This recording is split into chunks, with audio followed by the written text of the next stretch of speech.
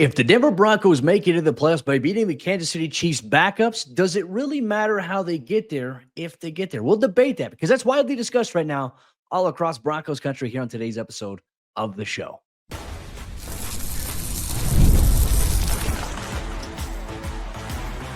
You are Locked On Broncos, your daily Denver Broncos podcast. Part of the Locked On Podcast Network, your team every day. Hey, what's happening, Broncos country? Welcome into another episode of Locked On Broncos, your daily Denver Broncos podcast. Part of the Locked On Podcast Network, your team every day. Thank you so much to all the everydayers out there in Broncos country. Thanks for taking time out of your day to make us your first listen of the day. However you choose to listen or watch your podcast, we appreciate you so much every single day, all year long. We've got you covered for all the Broncos news, content, coverage, analysis that you need and more. I'm Cody Roark, Broncos reporter for Mile High Sports, joined as always by Sayre Bedinger, site expert, predominantly orange.com. And a lot to discuss here following the aftermath of the Broncos' unfortunate loss on Saturday to the Cincinnati Bengals. It sets everything up for a matchup against the Kansas City Chiefs, who will be playing their backups. We'll highlight that as well. But we're going to open up a mailbag edition of the show here on Monday. Broncos country asked the questions.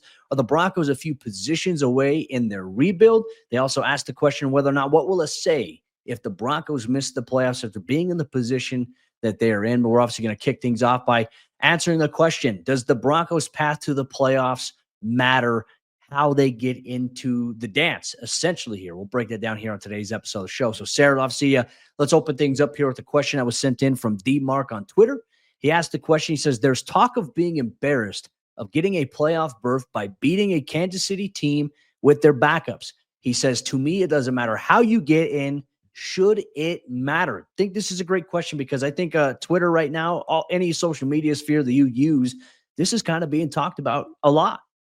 Yeah, it really is. And I think style points matters to a lot of people, Cody. And I brought this up on my Twitter or X account as well. And I think it's an interesting thing to kind of debate here as we talk about it.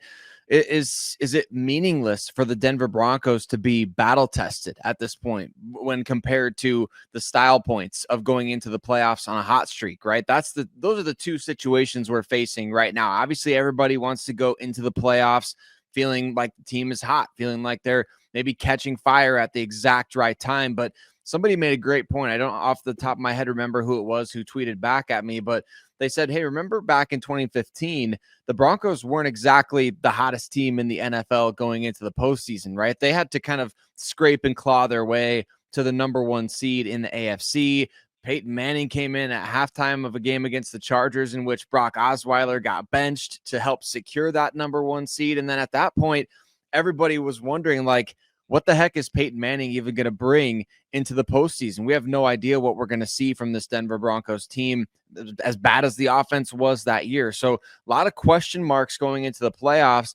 And similarly, team backed into the postseason back in 2011 when Tim Tebow was the quarterback. And what happened? They went out in the wild card round, got a win against the defending Super Bowl champion Pittsburgh Steelers. And so you just never know what can happen when you get to the playoffs. That's what you and I have been preaching all year long, which is why I say I think it's just as valuable for the Broncos to have been battle tested at this point as it is that they would go into the playoffs on a hot streak.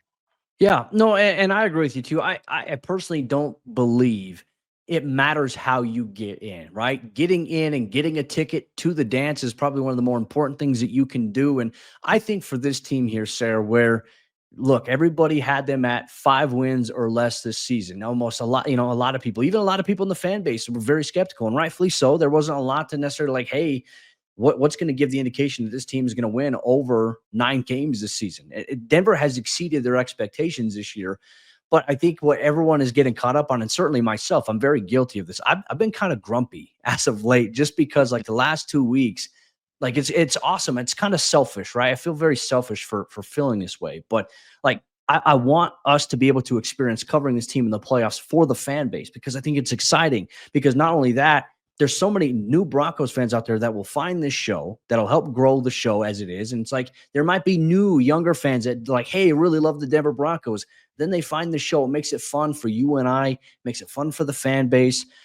I got to change responding to all the the negativity that we're getting from a lot of people. Like I'm just going to focus on the people that, are willing to have good logical discussions and things like that. I just feel like I've been grumpy as of late. So I apologize for that, Broncos country, if I seem short. But just get in the dance, right? I mean, the title of this episode is The Broncos' Path to Making the Playoffs Doesn't Matter. Just do it. Get in. If you have to beat Kansas City's backups to do it, do just that. But there's no guarantee of that either, Sarah, as we've seen the NFL very weird this season. And even just this past Sunday, where you have Drew Lock leading the Giants to a win over the Indianapolis Colts and ending the Colts playoff hopes, he accounted for 5 total touchdowns. Like nobody saw that coming. You get guys like Kenny Pickett leading the backup squad, against the Dallas Cowboys so they could clinch the NFC East. So, there's so many different things that can happen. It's like a Carson Wentz led Kansas City Chiefs team. We don't know what that looks like just yet. What Broncos team is going to show up?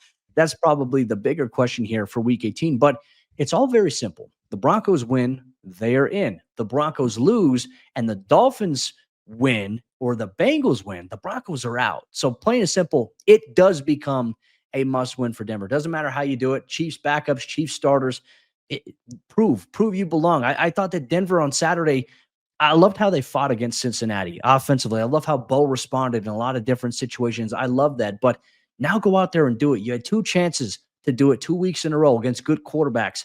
You couldn't come up with the win. Denver's got to go out there and prove it. And who knows what can happen if they do get in the playoffs. Like I wanted to ask you this kind of maybe as a follow-up here. Let's say Denver does get in. Do you feel like with what we've seen that Denver is going to be one and done, or maybe could they be one of these surprise teams that sneak somebody? I feel like the general consensus looking on paper, if they play the way they have been, especially defensively, they're going to get bounced quickly in the first round. But does that matter, right? Versus them just not even having a playoff appearance? I'm very curious for that. I think we'd all rather see this team just make it in and see what happens, right? If they do get blown out by the Buffalo Bills, then so be it. But let's remember, like the Broncos have only been blown out one time this entire season, right? We talk about this team not being able to finish and close games against good teams, and that's a fair assessment. They have not been able to do that. You go back to week 1 against the Seattle Seahawks and the Pittsburgh Steelers, and lately, obviously, against teams like the Bengals and the Chargers, and you could go through a number of different games. Every single one of the Broncos' 7 losses, aside from that Baltimore game, was a close game. And that's because this team is resilient. That's because this team is able to fight back when they've been down big, like against the Chargers earlier in the year. They fought back in that game and got it to a 1-possession game. So it's one of those situations to where you kind of feel good about the team's chance. If you can go toe-to-toe with Joe Burrow right now, Cody, I don't know who you can't go toe-to-toe with in terms of offensively, keeping up, matching point for point, or if you can hold Josh Allen to field goals in the red zone instead of touchdowns. Like this Broncos team could do that, and they've proven that they can do that against the best quarterbacks in the NFL. Now, obviously, you got to find a way to score at least one more point than the other team in games that have been decided by 1 point or less. We know that if the Broncos would have their record flipped, they would probably have the best record in the NFL right now. If every team had their 1-score games flipped, the Broncos would be among the best. But that's just neither here nor there at this point. They've got to find a way to finish games. But that's why I say that battle-tested team, like they've got to learn how to finish, but they've kind of figured out 1,000 ways how not to finish at this point. It's like, okay, we can't, we have to take advantage of this opportunity at the end of game situation, or, defense needs to come through this way. I think there's so many different paths for this team to be a problem in the postseason. And that, to me alone, is worth saying, hey, I don't care who the Chiefs play, the Broncos, if they can win that game, they deserve to be there. And look, a postseason appearance raises the standard in Denver. I think it adds a little bit more pressure and may encourage ownership to go out there and spend more money to get elite level assets around a rookie quarterback like Bo Nix. And obviously that's going to be something we'll talk about here a little bit in the show, because someone in Broncos country sent in a question about that. But, to me though, Sarah, I agree with you. Like defense has regressed in the last 4 or 5 games here, and they're going to have to find a way to make some changes to be able to get back to who they were, warts and all, as Vance Joseph said. But they can't keep playing the way they do. And they certainly, if they get into the postseason, they can't play the way they have been against a team like the Buffalo Bills. That could get ugly very quickly.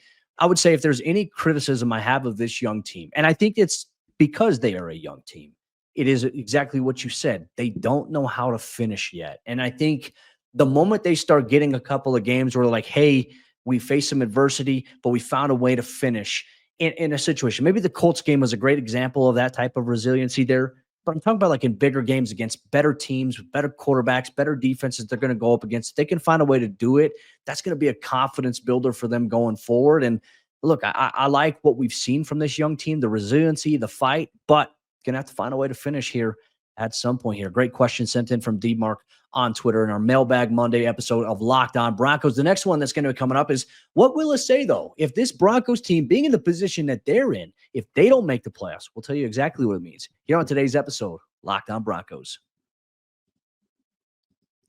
Today's Locked On Broncos podcast is brought to you by our friends over there at Rocket Money. Did Rocket Money help you find any subscriptions that you forgot about or that you were paying for twice?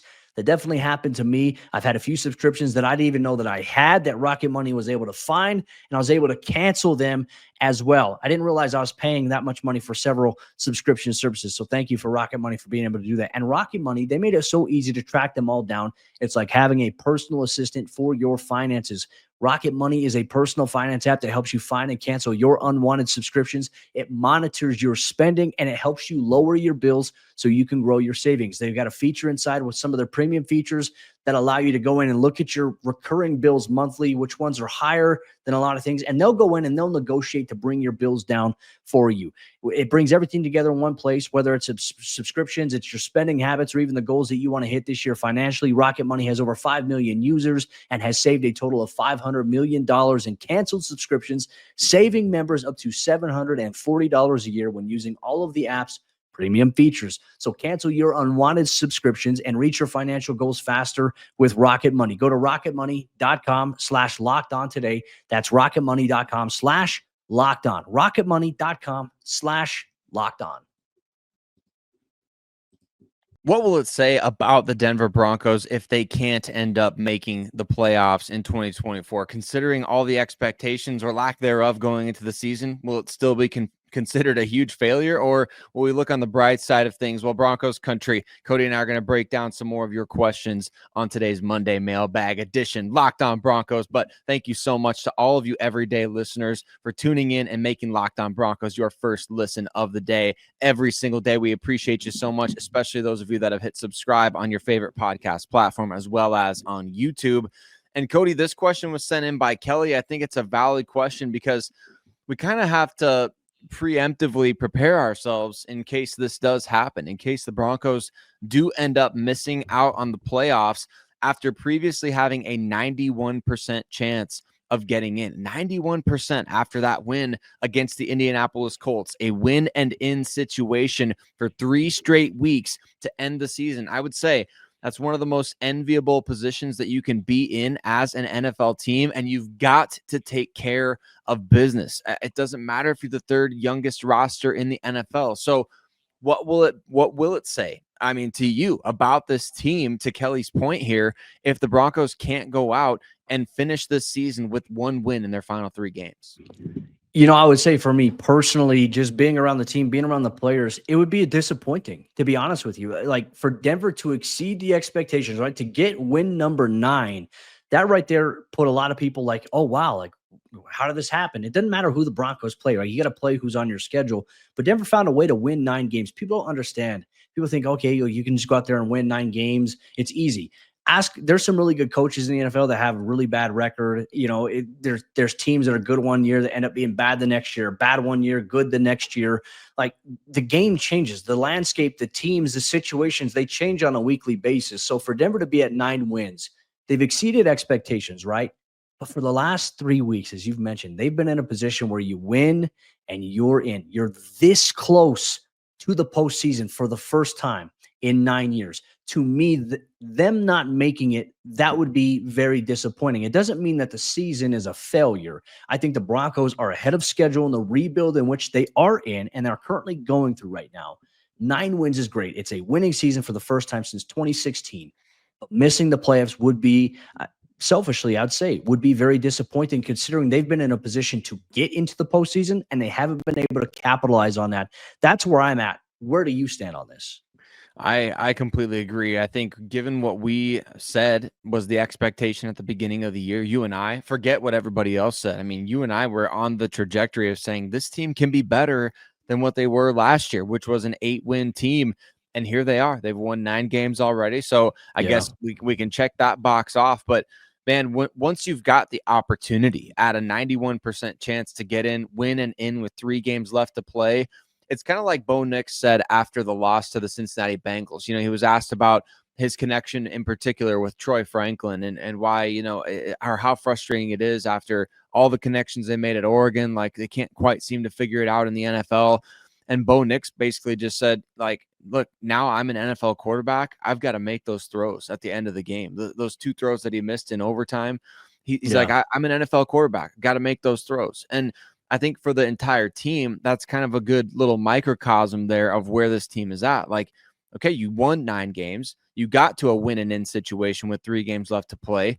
You might be the 3rd youngest roster in the NFL, but you're an NFL roster. You've got to go do what an NFL roster and a 9-win team with 3 games left to play would do. And that's close out the deal and make the playoffs. I think we have every right to be disappointed at this point if they don't make the playoffs, as well as encouraged by what we've seen this year. Because also we've talked about the most important thing this year is finding a franchise quarterback. And you've done that already, but now let's have our cake and eat it too. Yeah, and look, I think you make valid points here too. It's exciting the season that they've had, disappointing in terms of the end result and the missed opportunities, but I think those are things that you can build off of, especially when you were a young team. And it's going to obviously segue into, I think, another mailbag question that we have here that we're going to close the show out with today. But I just think if the Broncos don't make the playoffs this year, Sayre, the standard next season has to be playoffs or bust. And Denver's going to face some tough opponents next season as well, though they're also going to face the AFC South, and that's going to be something that does get thrown in there. But if they don't make it this year, they absolutely have to make it next season. And obviously there's going to be an off season where they're going to retool, they're going to add weapons. Hopefully they're going to build in the draft. Very curious to see what their approach is going to be, where they look at and what they prioritize this off season. But go out there and take care of business against Kansas City. Look, the expectation, they're not going to play their starters, which means Patrick Mahomes, Travis Kelce, probably not DeAndre Hopkins or Hollywood Brown. Probably Xavier Worthy's going to play.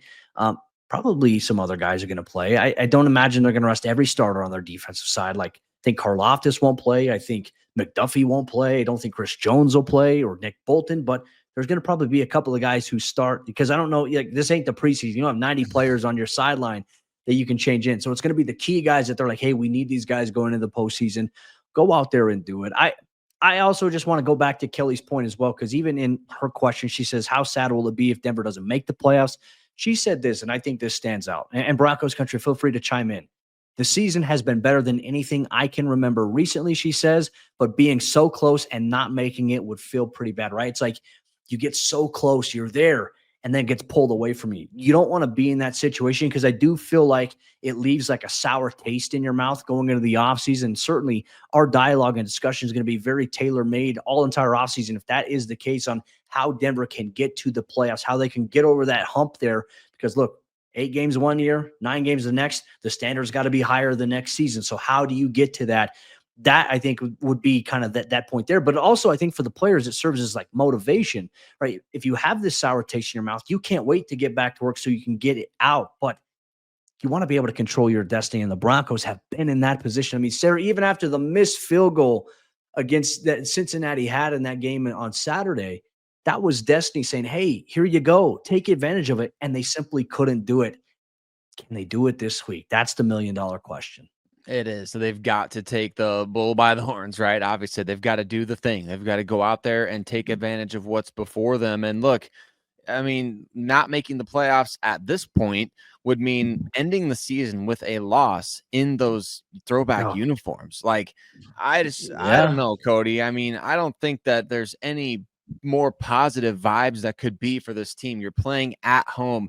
Kansas City is coming to town and they're likely playing a lot of backups. You're wearing the throwback uniforms. Like, you should have a huge chip on your shoulder after dropping 2 straight games that you very well could have won. the stars have aligned for this game. It's set up. It's all there. The Broncos, you don't need any help to get in. All you got to do is win. And I know that's easier said than done, but how many years? And I mean, even last year when they were 7-7 or whatever it was, we're sitting here like doing these complicated calculus equations, being like, well, if the Houston Texans and this and the, the Indianapolis Colts and the Jacksonville Jaguars do, jump over this hurdle, it's like, we don't need any of that bull. We don't need it. We don't need it. Just win a game. And Sean Payton and your coaching staff, get these guys prepared. No more Tremont Smith getting in the face of a returner before it's allowed. Like Riley Dixon, figure out how to punt in between this past game and the next game. Like Bo Nix and Troy Franklin. I don't care if you got to pull a Kobe Bryant and go sit in the gym all night until 4 a.m.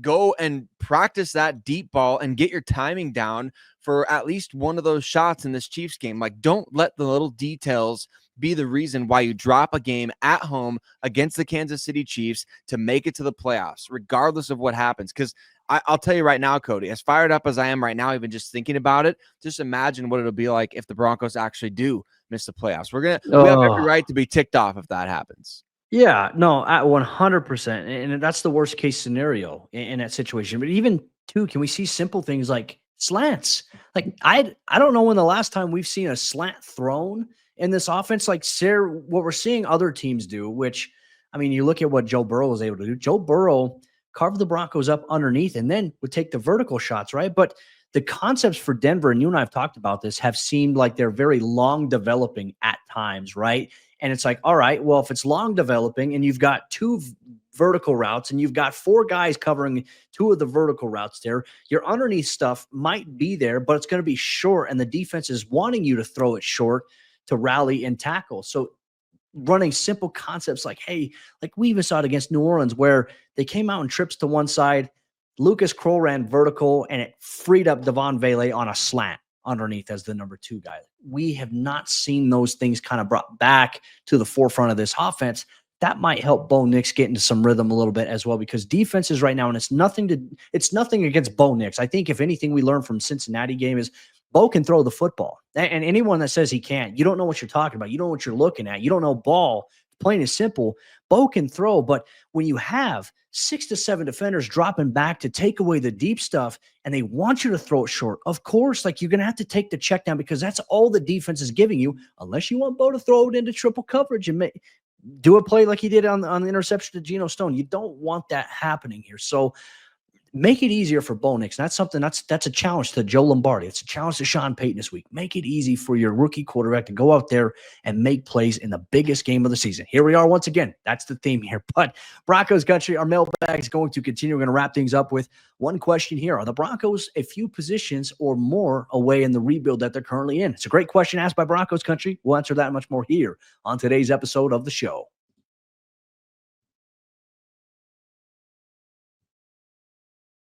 Are the Broncos multiple positions away from being a truly competitive team in the midst of the current rebuild that they're in? That was a question that was sent in from members of Broncos Country. We'll answer that here today. Obviously, thanks once again to all the everydayers and first listeners out there for making the show exactly what it is. We appreciate you so much. We got you covered all week long in the biggest week of the year here for the Broncos. It is do or die here for the Mile High City in this game against the Kansas City Chiefs. But Greg Hunt on Twitter asks the question, are the Broncos a few positions away in the rebuild?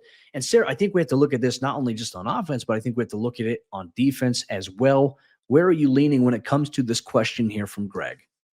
I think it's a great question from Greg, Cody, and it reminded me of the 2020 Cincinnati Bengals and going into 2021. So remember, the 2020 Cincinnati Bengals were fresh off having the worst record in the NFL. They got Joe Burrow with the number 1 overall pick. And I'm not trying to say Bo Nix is Joe Burrow or anything like that. What I'm saying is situationally, you found your quarterback in 2020 if you're the Cincinnati Bengals. Then in 2021, they had a decision to make. You take Jamar Chase at number 3 overall, or do you take Penei Sewell, the offensive tackle? They took Jamar Chase and gave Joe Burrow a true, legitimate number 1 weapon for that offense, and it changed the entire dynamic of that team. Joe Burrow progressed in year 2. Jamar Chase was an absolute stud from the beginning. So what am I saying? The number 1 priority for the Denver Broncos in this 2025 offseason has got to be getting a go-to threat for Bo Nix. And that's with all due respect to Courtland Sutton. We saw T. Higgins, you throw him a high volume of targets, he produced at a very high level, even without Jamar Chase. But just thinking about Joe Burrow having Jamar Chase and T. Higgins and Yoshivas and Gesicki and Chase Brown, the Broncos don't even have a fraction of that right now. And I get that we want to see progression from certain guys in this offense, and we want to see these young guys step up. You need to go out and get, if he's available, a T. Higgins. You need to go out and try to make a trade for a Garrett Wilson. And the Broncos are in position to do that. They are in position where they could justify trading away a second-round pick because you have your franchise quarterback and because you've locked in your offensive line. You've got key pieces of the defense locked in long-term. You can trade those draft selections now in order to get young, cost-controlled players who could be future cornerstone pieces of your team. That opportunity didn't exist prior to this year because why? You didn't know if you had a franchise quarterback. Now you know. And so now you can be way more aggressive. That makes the offseason, I think, a little more exciting to think about is how are they going to approach free agency? How are they going to approach the draft? Like, Denver can go out there, and I think Denver should express interest in T. Higgins. And obviously, everyone saw the picture on social media of Bo Nix covering his mouth talking to T. Higgins. Could you imagine a T. Higgins in Denver? And look, to your point about Courtland Sutton, like, imagine Courtland Sutton having a player like T. Higgins to counter him, kind of opposite. It was almost like what we saw when Courtland and Tim Patrick were healthy and successful. Like, those guys played well off each other. T. Higgins is a number one wide receiver. Like the Bengals, the luxury they have two elite level number one wide receivers in those guys right there in Jamar Chase and T. Higgins. And the unfortunate nature is you realize you can't have two of those guys on your team, especially when you already have your quarterback paid for, in terms of the money that Joe Burrow got, the extension that he's got, the needs that they're going to have on the offensive line. You can only pay so many players and keep them around here. T. Higgins could have very well played his last home game in Cincinnati, obviously this past week against Denver. Could he end up elsewhere? I know he's going to have a very strong market like the New England Patriots. You brought up Garrett Wilson, which was interesting because Ian Rappaport reported on Sunday that really it was more along the lines of the Jets have a decision to make. It's either bring Aaron Rodgers back or find a way to trade Garrett Wilson because Garrett Wilson doesn't want to play with Aaron Rodgers. And I wouldn't blame him there. And, man, when there's smoke, there's fire a little bit. But adding another wide receiver, and that's not taking a shot at Devon Vele. It's not taking a shot at Troy Franklin or Marvin Mims. I think it makes things more opportune for those guys to go out there and make more plays because you have some of these other guys. I mean, that's where Iosivas came in handy for the Bengals. Like, you focus so much on Jamar Chase and T. Higgins. Well, here's Iosivas on one play. Here's Mike Gesicki on 10 freaking catches for 87 yards. You need that diversity here. So are the Broncos a few positions away in the rebuild? I think they need an elite level wide receiver, whether you get that in the draft, whether you get that in free agency. I think that's got to be an emphasis for them. I think you need a tight end. I think that's got to be a position that needs to get addressed. I would even say inside linebacker here for Denver, Sayre. I mean, I don't know how you feel about that, but for me, these last handful of weeks, we've seen that become a little bit of an issue. Alex Singleton will be back, but Denver does probably need to find a legitimate guy there that can help them with some of the issues that they've had on the outside, in terms of the hashes and the numbers. I think the Broncos are a few positions away here. Yeah, they are offensively for sure. Defensively, I think you're right. Inside linebacker is that one spot with Alex Singleton potentially being a cap casualty, even coming off the injury. Cody, I know that the Broncos don't have a ton of guys that you would say, hey, that guy's probably going to be a salary cap cut. He could be one of those guys potentially if they look to overhaul that position. But Justin Strnad, a free agent. Cody Barton, a free agent. And behind those guys, I don't know who the Broncos even really have on their roster right now. So it might be Lavelle Bailey and Zach Cunningham. Bailey. Okay, so the cupboard is slightly bare, is what we're saying there. So inside linebacker is defensively that one position. You and I kind of talked off the air last night. Like, the defensive breakdowns these last few weeks are confusing because everybody that you're building around on that side of the ball is on the field. There's nobody out there that you're saying, hey, they're going to move on from this guy after this year. It's all the core guys that you want to build around on that side of the ball. That's why it's so frustrating right now. But inside linebacker is that one area where is there a guy out there like Fred Warner's? They don't grow on trees, but there are guys who could potentially elevate that position group for the Denver Broncos on the week. They found Brandon Jones. at found safety. Brandon Jones. So there's opportunities out there. And I think that's that one spot right now that maybe they attack something in free agency, because guys are hitting the free agent market year after year at that position that could provide you quality play. Let me ask you about another one. What about running back? Like, your thoughts on that? Like, I loved what we saw from Jaleel McLaughlin on Saturday. And to me, it's like, why haven't we seen more? My fiance, even, she said, how come they don't hand the ball to that guy more? I said, babe, that's a great question. I've been asking that all year. Audric Estime, like, we finally saw those two guys be the primary ball carriers.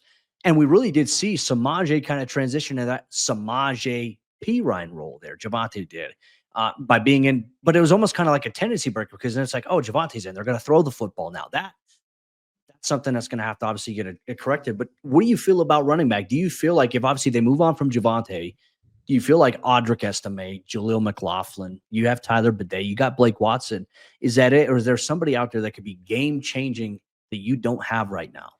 Well, I think there's going to be a concerted effort to upgrade that position group and have all those other guys be part of that, other than Javonte. I think Javonte will be gone after this season, because right now, I mean, shoot, if they had done what your fiance said, Cody, and give the ball to Jaleel McLaughlin a little bit more, they might have a 500-yard rusher on the team. But as it stands currently, don't have one of those. So you need somebody. And we know the Broncos were in on Josh Jacobs in free agency. They wanted to bring him in. Unfortunately, I think they pursued him maybe just a year too early. If they had been able to pursue him after this season to show like, hey, we're getting back to some winning football, maybe could have lured a free agent like Josh Jacobs to the Mile High City. But there's nobody like that currently in free agency. So guys that could become available via trade this offseason, maybe like a Travis Etienne, maybe a Jonathan Taylor, maybe somebody like a Breece Hall out in New York. I don't know.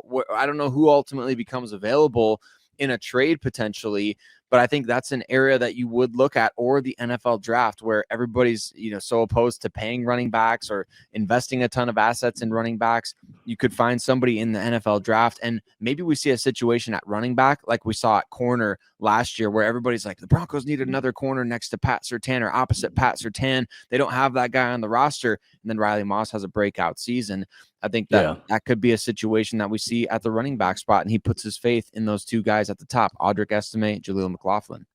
Broncos Country, if you want to answer Greg's question as well, we're always open to hearing from you as well. Are the Broncos a few positions away in their current rebuild? And if so, what positions are those that you'd like to see them revamp or even upgrade this offseason? But with that said, that'll wrap up today's episode of the show. Broncos Country, appreciate you as always. For all you everydayers, here's what you can expect tomorrow. We're going to react to what Sean Payton told us on Monday morning in his annual weekly press conference that you always get. On top of that, a state of the AFC. We now know the path for the Broncos playoff picture: win, but you get in. There's also another way that they can get in. You don't want to have to bank on that. We'll break that down and much more on tomorrow's episode of the show.